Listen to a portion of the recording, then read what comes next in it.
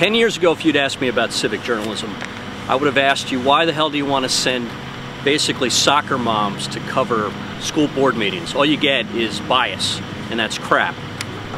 In fact, why would you send amateurs in to do the work of professionals? How has the definition of civic journalism changed now that the internet has come around?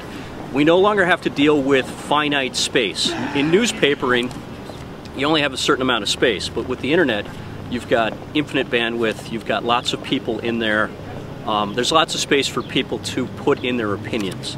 The one thing that we still need is we need a professional component to it.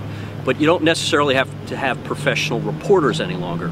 What you do need to have are professional editors, basically being the overlord of the content to make sure that it's as accurate as possible and that it represents both sides. With the commercialization of the internet in 1996, we have opened the door to a new era of civic journalism.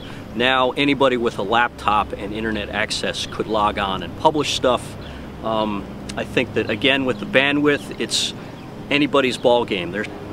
I believe that blogging has allowed for anybody to have an opinion on anything. As long as the information is written well and accurately, they will find an audience. I'm encouraging all of my students to get into blogging because I think it really is the future. Blogs are changing everything.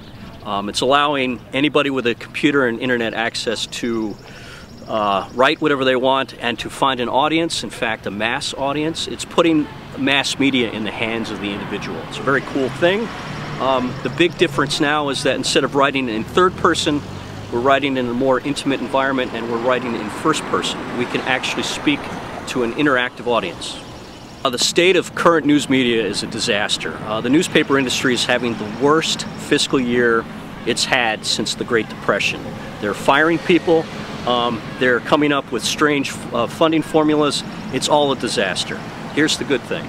The newspaper industry was taken over by corporate America over the last 30 years.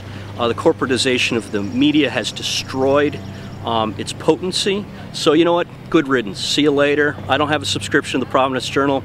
Never anticipate ever having one. It's too bad to see an old great newspaper like that fall apart, but you know what? The owners are in Dallas and they don't give a shit anyways. What is the civic responsibility of journalism? Basically to report information to a readership and to serve their interest. Knowledge is power. We all seek information about things that we're interested in. The difference is, and this is one of the failings of traditional news media, is they tend to write about the brick and mortar stuff, while most Americans are spending upwards of 10, 20, 30% of their lives online. Wouldn't it make sense that we cover both? We cover the electronic community and the actual physical community. You need to do both, and I think that's an important responsibility of the current digital era.